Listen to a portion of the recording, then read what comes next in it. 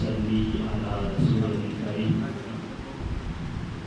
اما بعد فاعوذ باللہ من الشیطان الرجیم بسم اللہ الرحمن الرحیم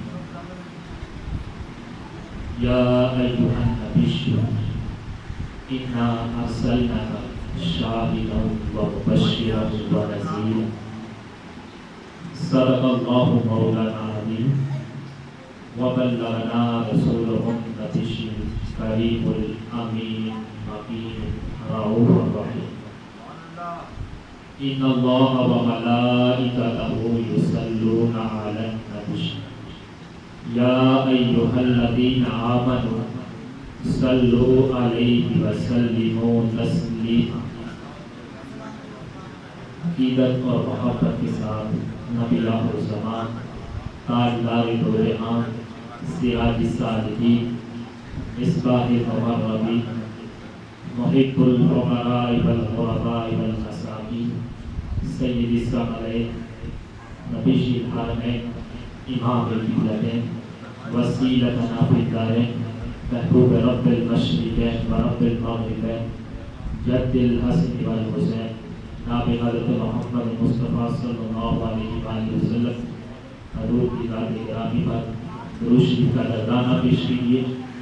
مل کر پڑھیے، کوئی لفظ خاموش نہ رہے۔ الصلاۃ والسلام علیک یا سیدی یا رسول اللہ وعلی آلک واصحابک یا سیدی یا حبیب اللہ۔ الصلاۃ والسلام علیک یا سیدی یا نور اللہ وعلی آلک واصحابک یا سیدی یا محمد رسول اللہ صلی اللہ علیہ وآلہ وسلم۔ سب سے پہلے مربوطہ گوش ولایت، فخر السادات، فخر الاولیاء، پیر طریقت، رہبر شریعت، الحاج پیر سید محمود ذوالقرنین شاہ صاحب بخاری قادری، المرحوم حضرت پیر سید غلام دستگیر شاہ صاحب بخاری قادری، دعوت برکاتہ عالیہ، زیب سجادہ نشین، خدمہ والا شریف کی سب سے بڑی درگاہ، خان کا قصر عارفہ 30 سال کا مدینہ اولیاء، بابا جی چھوٹی والی سرکار رحمت اللہ تعالی علیہ، بابا جی محمود شاہ سرکار رحمت اللہ تعالی علیہ، بابا جی اکبر شاہ سرکار رحمت اللہ تعالی علیہ، اور سید المتقین جنگی سرکار رحمت اللہ تعالی علیہ۔ واجب الاکرام بزرگوں اور دوستوں، پیارے بچوں، اللہ تعالیٰ کا بپایا لطف کرم احسان کہ آج جمعہ المبارک کو ہمیں ایک مرتبہ پھر اکٹھے ہو کر مجھے پیاری باتیں سنانے اور آپ کو پیاری باتیں سننے کی توفیق دی۔ اللہ تعالیٰ ہمارا یہاں اپنی بارگاہ میں قبول فرمائے، اور ہم دعا کرتے ہیں اپنے کشمیری مسلمان بھائیوں کی، اللہ تعالیٰ آج جمعہ المبارک کے صدقہ سے ان کو آزادی عطا فرمائے، ان کو ہر قسم کی ہندوستانی افواج کی بربریت سے بچائے، آمین۔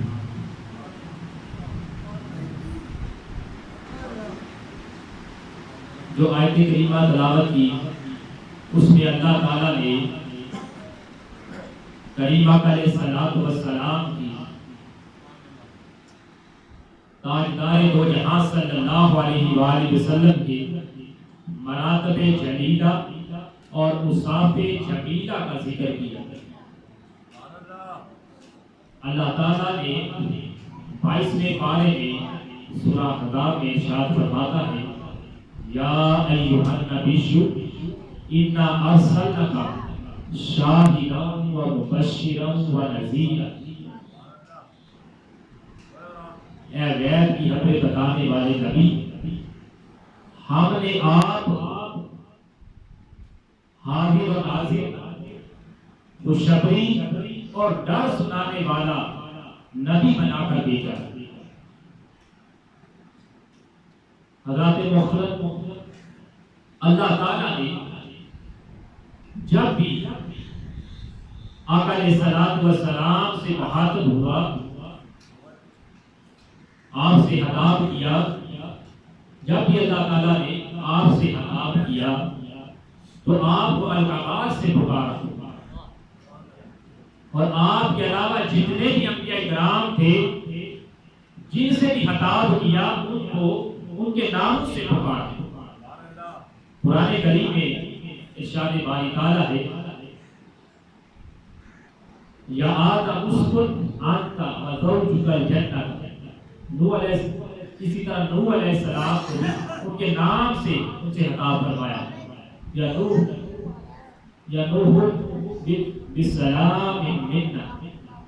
اسی طرح حضرت یحییٰ علیہ السلام، ابراہیم علیہ السلام، داؤد علیہ السلام، موسیٰ علیہ السلام، عیسیٰ علیہ السلام کہ جب خطاب کیا ان کا نام لے کر پکارا، یا عیسیٰ انی متوفیک ورافعوک الیہ۔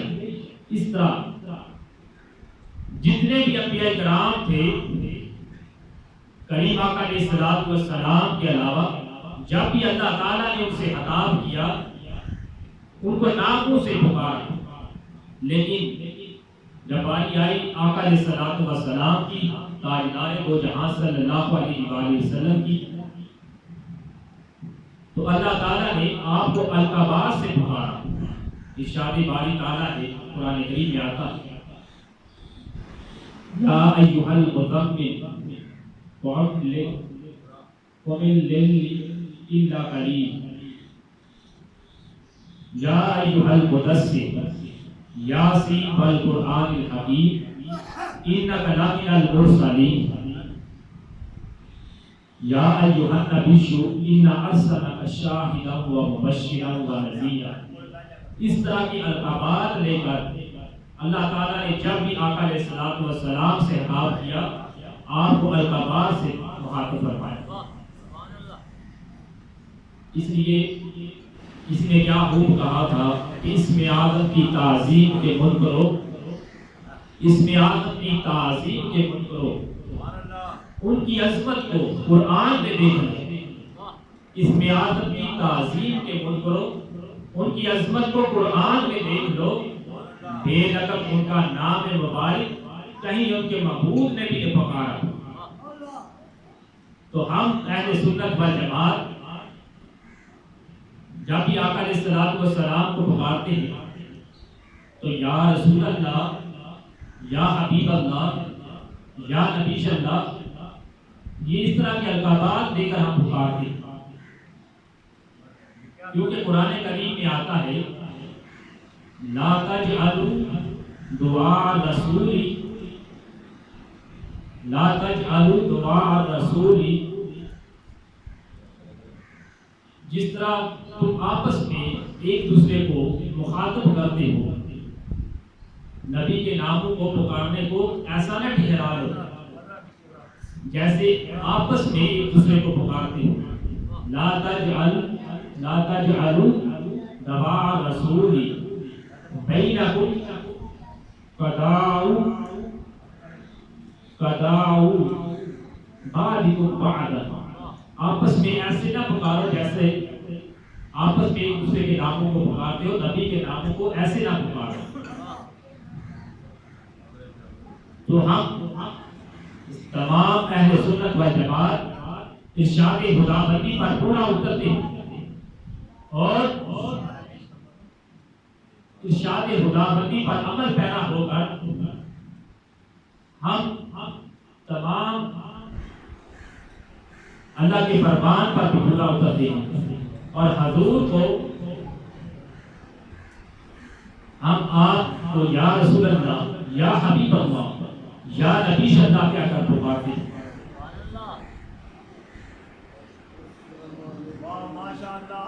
اس طرح محبان رسول صلی اللہ علیہ وآلہ وسلم، نعرہ تکبیر، اللہ اکبر، نعرہ رسالت،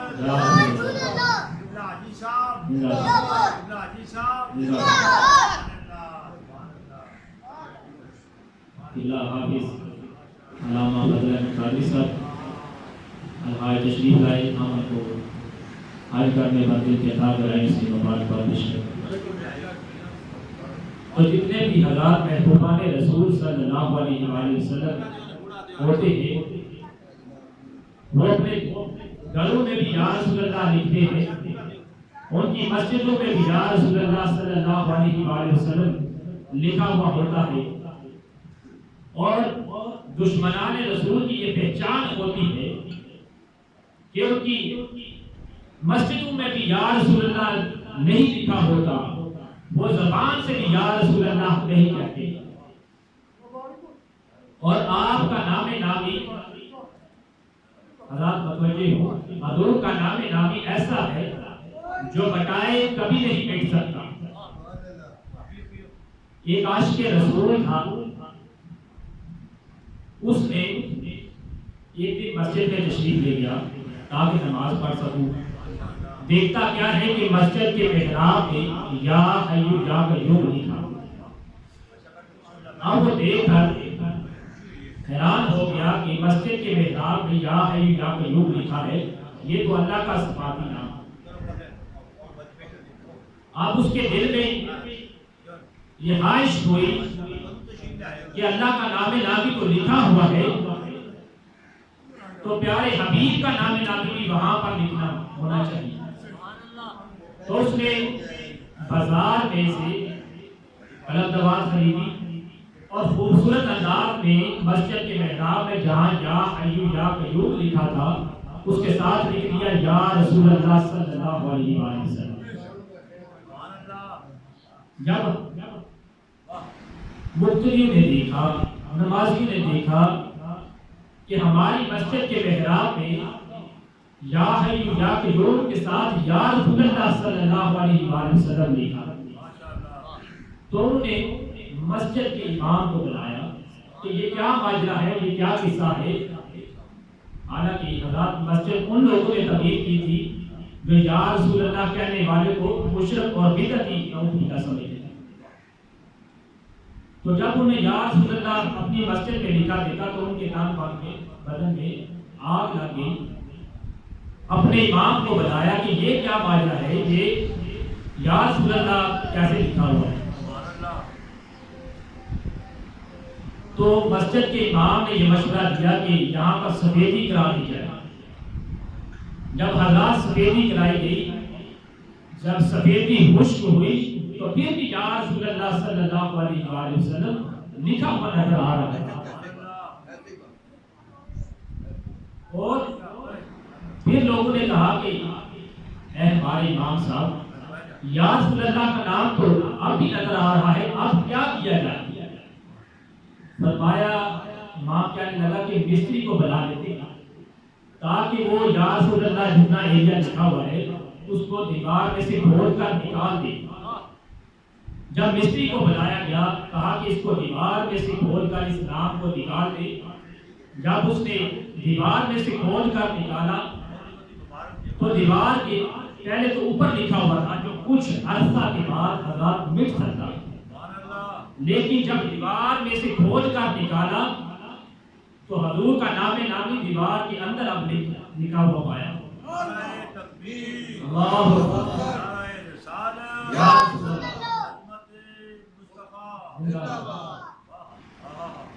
تو اب دیوار کے اندر وہ نام حضور کا لکھا ہوا پایا۔ تو اب پھر سوچا بچار میں پڑ گئی کہ اب کیا کیا جائے۔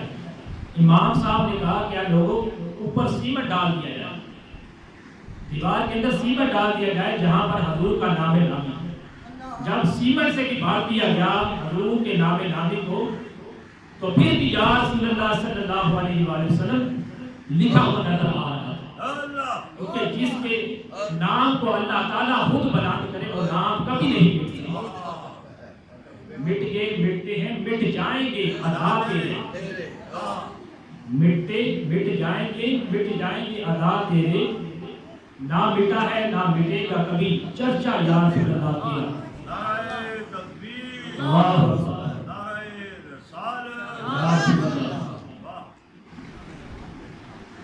آقا علیہ السلام نے وہ اللہ تعالیٰ نے علم غیب دیا، اور یا ایھا النبی، اے نبی کہہ کر پکارا، سر عرش پر ہے تیری قدرت، دل فرش پر ہے تیری قدرت، ملکوت و ملک میں کوئی شے نہیں بغیر اللہ تیری نظر سے آیا نہیں۔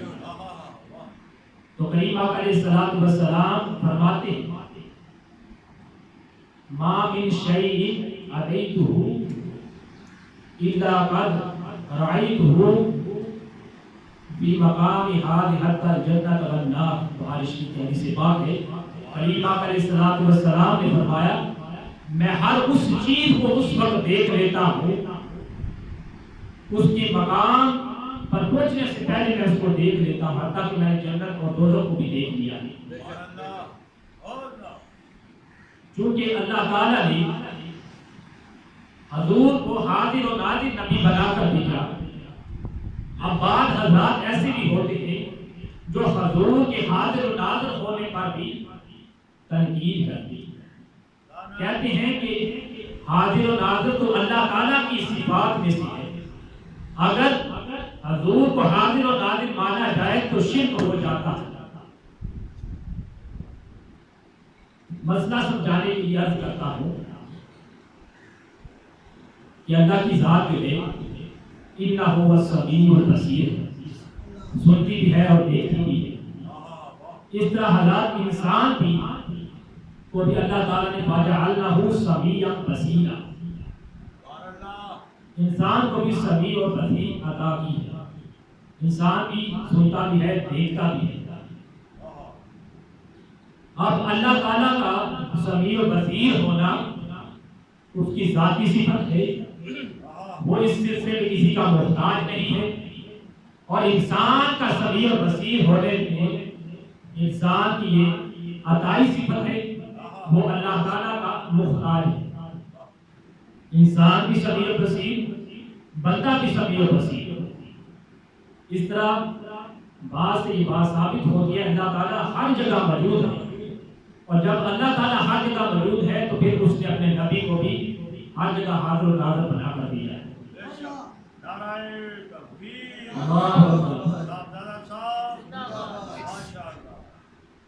تو آقا علیہ الصلوۃ والسلام کو اللہ تعالیٰ نے حاضر و ناظر نبی بنا کر دیا۔ اب لفظ شاہد، اس کی تفسیر جلالی، تفسیر جلالی میں مختلف صحابہ حضرات کرتے ہیں کہ اِنَّا أَرْسَلْنَاكَ شَاهِدًا،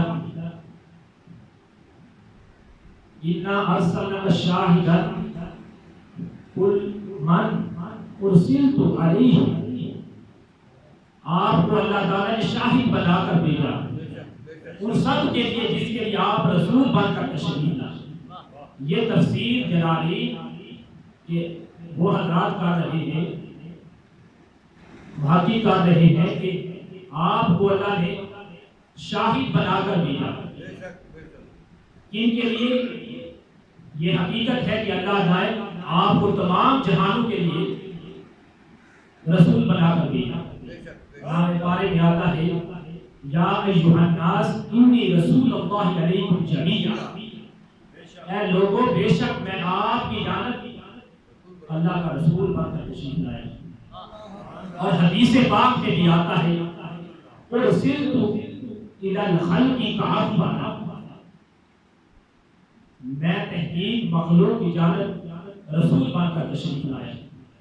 تو قرآن اور حدیث سے یہ بات ثابت ہوتی ہے کہ آپ کو اللہ تعالیٰ نے ساری کائنات کے لیے رسول بنا کر بھیجا، اور جب ساری کائنات کے لیے آپ کو رسول بنا کر بھیجا تو آپ ساری کائنات کی آپ شاہد بھی ہیں، اور پھر آپ کو اللہ تعالیٰ نے حاضر و ناظر نبی بنا کر بھی بھیجا ہے۔ قرآن کریم میں آتا ہے النبی اولیٰ بالمؤمنین من انفسہم، اور نبی اپنی جانوں سے بھی زیادہ قریب ہے، مومنوں کی جانوں کی بھی زیادہ قریب ہے۔ اب حضرات اولیٰ کے معنی آتا ہے زیادہ نزدیکی کے، زیادہ مالک ہونے کے۔ حضرات ہماری جان پر بھی اپنا اتنا حق نہیں جتنا کہ کریم آقا علیہ الصلوۃ والسلام کا حق ہماری جان پر اتنا، ہماری جان پر ہمارا بھی حق اتنا جتنا کہ نبی پاک صلی اللہ علیہ وآلہ وسلم کا حق ہماری جان پر۔ حضرت پیر میر علی شاہ لا رحمہ فرماتے ہیں اس صورت میں میں جان آکھاں تو جان جہان آکھاں، سچ آکھاں تے رب دی شان آکھاں، اس شان تو شانہ سب بڑی۔ اور محدث حق عبدالحق دہلوی رحمۃ اللہ علیہ فرماتے ہیں کہ انہوں نے اولا کے معنی کیے ہیں نزدیک کا، اور دوسرے احباب نے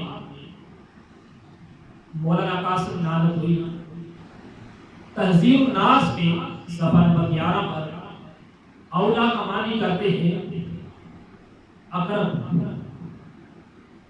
اور مولانا رومی فرماتے ہیں تن زجان و جان، تن زجان و جان زتن مستور نیست، تن زجان و جان زتن مستور نیست، لے کس را دید جان، لے کس را دید جان دستور نیست، کہ تن جو ہے وہ جان سے دور نہیں، اور جان جو ہے تن سے پوشیدہ نہیں، لیکن اصول یہ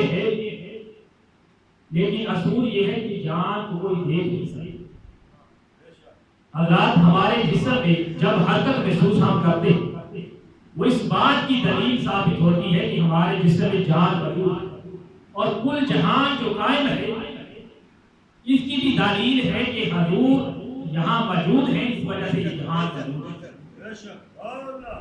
وہ جو نہ تھے تو کچھ نہ تھا، وہ جو نہ ہو تو کچھ نہ ہو، جان ہے وہ جہان کی، جان ہے تو جہان۔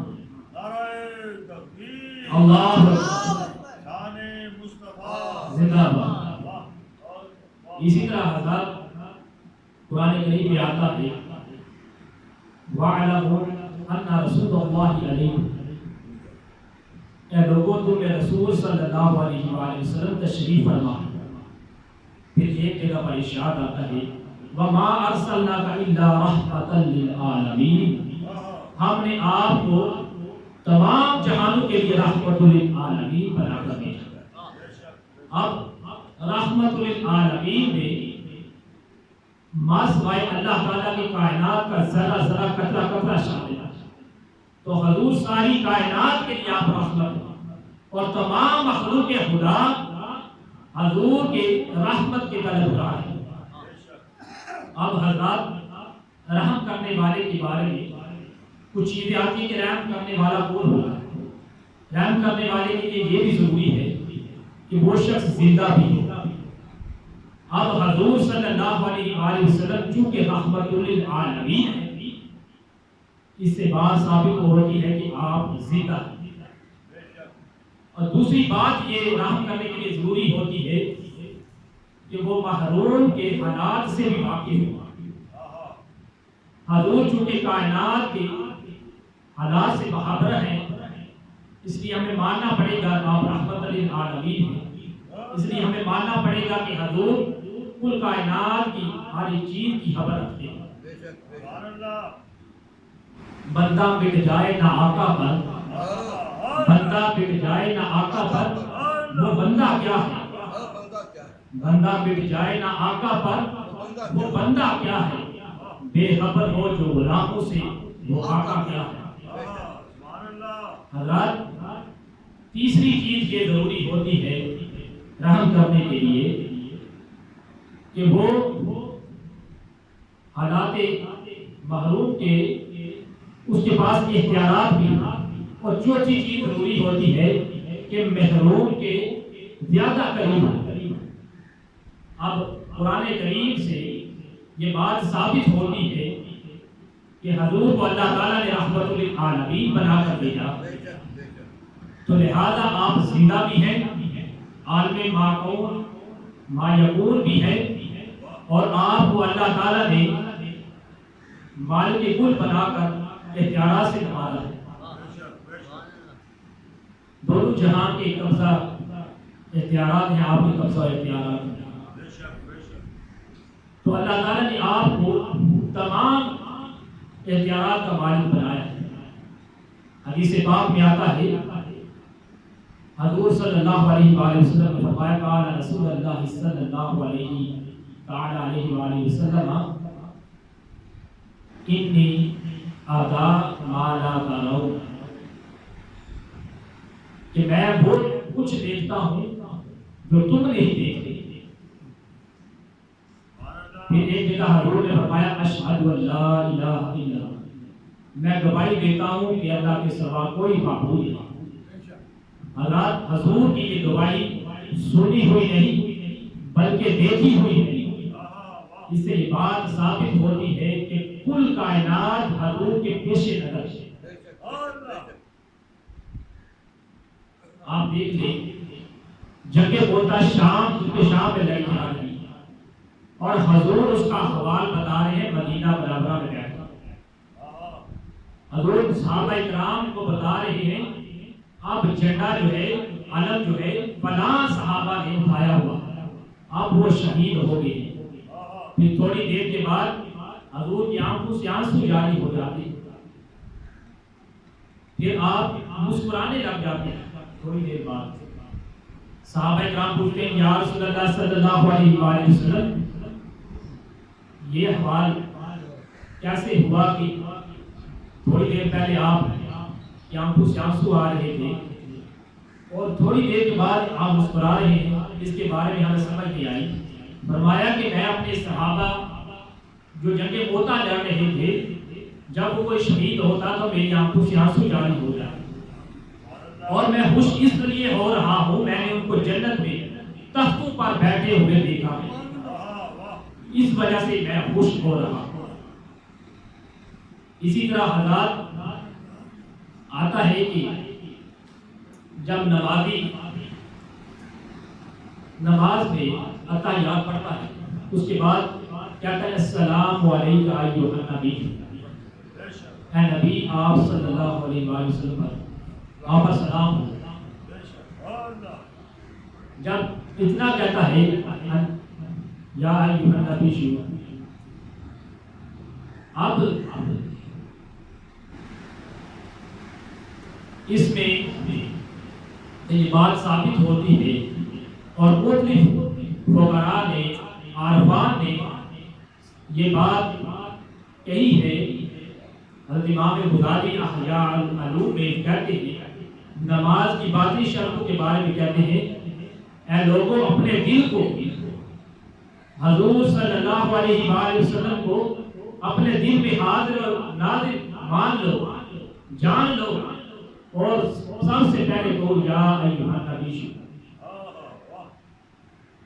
اسی طرح محدث عبدالحق دہلوی، وہ بھی اپنی کتاب اشعاط اللمات میں کہتے ہیں کہ آپ صلی اللہ علیہ وآلہ وسلم مومنوں کی نمازوں کی میں موجود ہیں، اور ہر مومن کو چاہیے کہ وہ آگاہ ہو جائے، باخبر ہو جائے، تاکہ وہ اسرار رموز سے فیضیاب ہو سکے۔ تو ان عارفان نے، اللہ کے نیک بندوں نے، سے بات ثابت ہوتی ہے کہ حضور کی ذات کائنات کے ذرے ذرے قطرے قطرے میں موجود ہے۔ اس لیے تو حضور نے فرمایا کہ جب کوئی شخص مسجد میں داخل ہو، حدیث داؤد شریف کتاب کا نام ہے، اس میں آئی ابن ماجہ میں سے، تو جب کوئی شخص مسجد میں داخل ہو، کیا کرے؟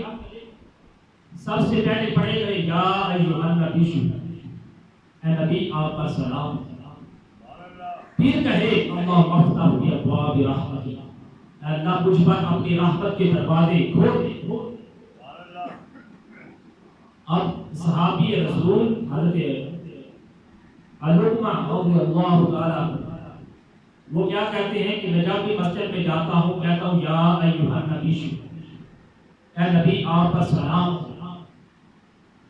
تو آقا علیہ الصلوۃ والسلام کی بات سے اور صحابہ کرام کے عمل سے یہ بات ثابت ہوتی ہے کہ آقا علیہ الصلوۃ والسلام کی ذات آپ کو اللہ تعالیٰ نے تمام جہانوں کے لیے رحمت بنایا۔ اس کے بعد آپ پر یہ بھی کہا کہ یا ایھا النبی، ہر کوئی آپ پر سلام کہے۔ تو صحابہ کرام نے عمل کر کے دکھایا۔ حضرت عروہ رضی اللہ تعالیٰ نے کہا کہ میں ساری عمر جب مسجد میں جاتا یا ایھا النبی پڑھتا کہ آپ کا سلام ہو۔ اب بعض لوگ یہ کہتے ہیں کہ یہ سلام السلام علیکہ ایھا النبی، السلام علیکہ ایھا النبی، یہ سلام حضرت عروہ رضی اللہ تعالیٰ جب پڑھتے حضور آپ پر سلام ہو،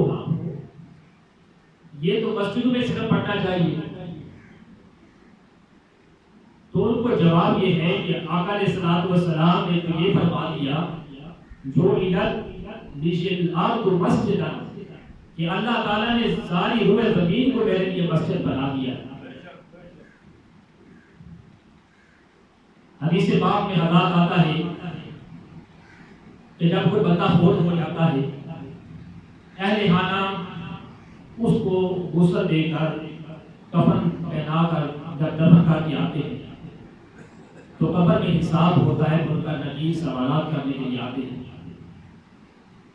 اب حضور کو معلوم تھا، پہلے سے معلوم تھا، کیونکہ حضور حاضر و ناظر نبی ہے، ہر ایک بات پہلے سے جانتے تھے، اس لیے ان کو معلوم تھا کہ میرے امتیوں سے یہ سوالات کیے جائیں گے۔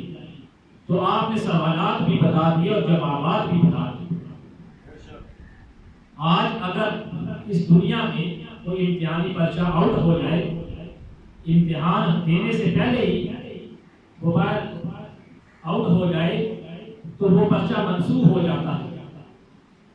لیکن آقا علیہ الصلوۃ والسلام نے نہ صرف ہمیں قبر کا پرچہ بھی بتایا، قبر کے سوالات بھی بتائے، اس کے جوابات بھی بتائے۔ بخاری شریف کی حدیث میں آتا ہے کہ قبر میں یہ سوالات پوچھے جائیں گے من ربک، تو جو مومن ہوگا وہ تو جواب دے دے گا ربی اللہ، میرا رب اللہ تعالیٰ ہے۔ دوسرا سوال یہ ہوگا ما دینک، تیرا دین کیا ہے؟ جو مومن ہوگا وہ کہے گا دین اسلام، میرا دین اسلام ہے۔ اور تیسرا سوال جو موسٹ امپورٹنٹ ہے وہ یہ ہے ما کنت تقول فی حق ھذہ رجل، ان ہستی کے بارے میں تمہارا کیا حال ہے؟ یعنی آقا علیہ الصلوۃ والسلام کی ذات مبارکہ کے بارے میں اے بندے تیرا کیا خیال ہے؟ تو حضرات نفس ھذا یہ قریب کے لیے معنی میں آتا ہے، تو اس سے بات پتہ ثابت ہوتی ہے، پتہ چلتا ہے کہ جو بھی مرنے والا ہوتا ہے اس کو حضور کی زیارت نصیب ہوتی ہے۔ اعلیٰ حضرت عظیم البرکت مجد دین ملت شاہ احمد رضا خان بریلوی رحمۃ اللہ تعالی علیہ کی وصال کا جب وقت قریب آیا تو آپ نے اپنے عزیزوں، رشتہ داروں، اپنے مریدین کو بلایا اور کہا کہ جب میری روح قبض انصری سے پرواز کرنے لگے تو تم کیا کرنا ہے؟ میری قبر کو اتنا گہرا کھودنا تاکہ میں کھڑا ہو سکوں۔ آپ کے حضور نے سوال کیا کہ یہ کیا ماجرا ہے؟ لوگ تو کہتے ہیں کہ ہماری قبر 2 گز زمین کا ٹکڑا ہمیں مل جائے تو کھود ہے، ہم بیٹھ سکیں قبر میں، اتنا ہی بڑا ہے، اتنی قبر ہماری ہونی چاہیے۔ لیکن آپ کہہ رہے ہیں کہ میری قبر اتنی گہری کھودنا، اتنی گہری کھودنا میں کھڑا ہو سکوں۔ تو آپ نے اعلیٰ حضرت نے جواب دیا کہ میں نے حدیث مبارکہ کو پڑھا ہوا ہے حدیث میں آتا ہے کہ قبر میں ہر ایک کو حضور کی زیارت ہو، اور میں چاہتا ہوں کہ جب مجھے قبر میں حضور کی زیارت ہو تو میں بیٹھا نہ رہوں۔ غلام مصطفیٰ ایسے نہیں بنتے، نعرے لگانے سے نہیں بن جاتے، عمل کرنے سے، حضور کے فرمان مصطفیٰ پر عمل کرنے سے بنتے، سنت مصطفیٰ پر عمل کرنے سے غلام مصطفیٰ بنتے۔ تو آپ نے کہا کہ اتنی گہری کھودنا، جب حضور آئے تو میں کھڑے ہو کر حضور کا استقبال کر سکوں، اتنی گہری قبر کھودنا۔ تو اس بات سے یہ بات ثابت ہوتی ہے کہ حضور بیک وقت ہزاروں لاکھوں لوگ اس دنیا سے ایک ٹائم میں جاتے ہیں، حضور ہر قبر میں موجود ہوتے ہیں، ہر قبر میں امتیوں کو حضور کی زیارت ہوتی ہے۔ آج اگر اس ماڈرن دور میں اگر کوئی شخص یہ نہ مانے کہ حضور ہر قبر میں موجود ہوتے ہیں تو اس کی کم عقلی ہے، کم فہم ہے۔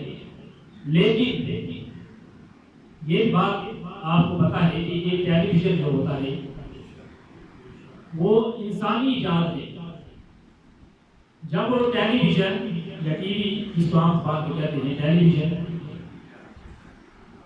جب وہ اسٹیشن پر چلایا جاتا ہے، جب ہمیں کوئی نیوز خبر وغیرہ ہم سنتے ہیں، ایک شخص خبریں پڑھ رہا ہوتا ہے، اس کی آواز اور اس کی تصویر پوری دنیا میں ہلائی پہ گھوم رہی ہوتی ہے، چلائی جا رہی ہوتی ہے۔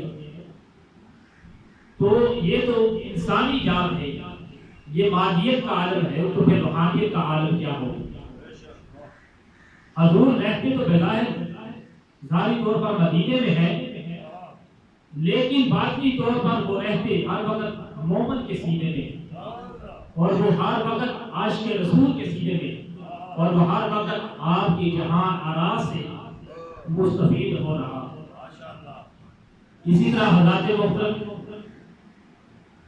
جب آقا علیہ الصلوۃ والسلام کی ذات مکہ مکرمہ میں تبلیغ کر رہی تھی تو لوگ جوڑ کر جوڑ مسلمان ہو رہے۔ یہ بات ہے کہ حضور حاضر و ناظر نبی، حضور ہر چیز پہلے سے جانتے۔ مکہ مکرمہ میں جب تبلیغ کر رہے ہیں، لوگ جوڑ کر جوڑ سلام میں داخل ہو رہے ہیں۔ اب ابو جہل جو دشمنان رسول بھی ہے، دشمنان اسلام بھی ہے، اس نے ایک خط حبیب یمنی کے نام لکھا کہ ایک شخص آیا ہے، اس نے لوگوں کو اپنے دین کی طرف غالب کر لیا ہے، تم فلاں مکہ مکرمہ میں آ جاؤ تاکہ ہم قابو پا سکیں اس شخص پر۔ اس طرح کے خط لکھا اس کو۔ تو حبیب یمنی یمن سے نکلا اور مکہ مکرمہ میں آ گیا، ابو جہل سے ملا۔ ان دونوں نے کہا کہ حبیب یمنی نے کہا کہ تم حضور کو میرے پاس بلاؤ تاکہ ان سے پوچھا جا سکے کہ وہ ہمارے دینداروں کو اپنے دین کی جانب کیوں مائل کر رہے ہیں۔ جب حضرات آقا علیہ الصلوۃ والسلام کو بلاوا گیا تو حضور حضرت ابو بکر صدیق رضی اللہ تعالیٰ عنہ کے ساتھ حبیب یمنی اور ابو جہل سے ملنے کے لیے آئے۔ ہر ایک نے کہا تھا کہ میں حضور سے اتنے سوالات کروں گا، اتنے سوالات کروں گا، لیکن جب حضور کا چہرہ انور حبیب یمنی نے دیکھا تو اس پر ہیبت طاری ہو گئی، کوئی سوال بھی نہ کر سکا۔ تو مرتے مرتے پھر اس نے سوال یہ کر دیا حضرات کہ حضور آپ نے نبوت کا دعویٰ کیا ہے، اور نبوت کی دعویٰ کرنے کی کوئی دلیل ثابت کرے، اس کی دلیل معجزہ کوئی کر کے دکھائے۔ تو حضور نے فرمایا کیا کرنا چاہتے ہو، کیا دیکھنا چاہتے ہو، کیا معجزہ مجھ سے کرانا چاہتے ہو؟ کہنے لگا یا رسول اللہ صلی اللہ علیہ وآلہ وسلم، وہ سامنے چاند نظر آ رہا ہے، اگر وہ ٹکڑے ٹکڑے ہو جائے تو آپ کو نبی معلوم ہے۔